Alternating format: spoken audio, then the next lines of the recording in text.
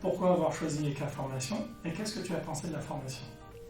Alors j'ai choisi Eca-Formation parce que déjà, première approche téléphonique avec monsieur Hervé, très, très dynamique. Il t'apporte quelque chose ça te donne envie de pouvoir travailler avec lui.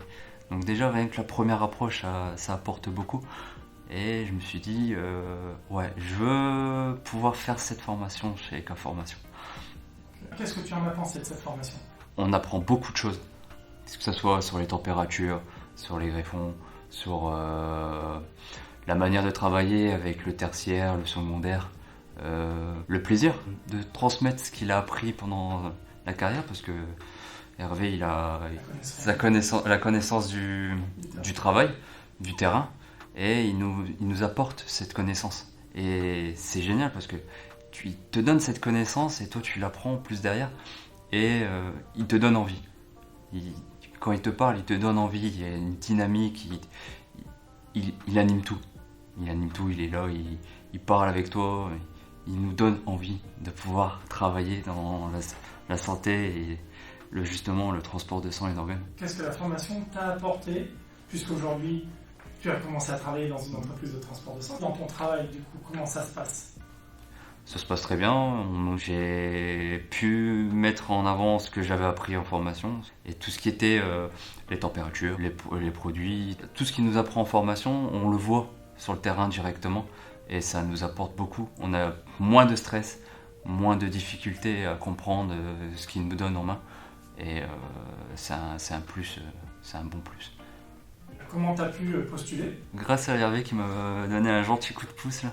Il nous a aidé sur les CV. Le CV c'est très important, il nous a aidé à clarifier notre CV et il nous a aidé sur tout ce qui était entretien.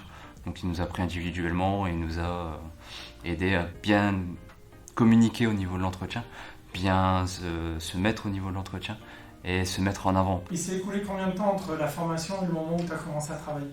J'ai cherché pendant 1 mois et demi sur différentes sociétés, comme il nous avait dit Hervé qu'il fallait poser des CV, appeler quand il n'y avait pas la possibilité de déposer des CV. Certaines sociétés, on ne peut pas envoyer de CV, on est obligé de recruter directement sur leur site internet. J'ai fait tout ça. Un jour, FTSO avait besoin de chauffeurs et j'ai repostulé chez FTSO et c'est là qu'ils m'ont pris directement. Est-ce qu'il y a un décalage entre la formation et le travail sur le terrain?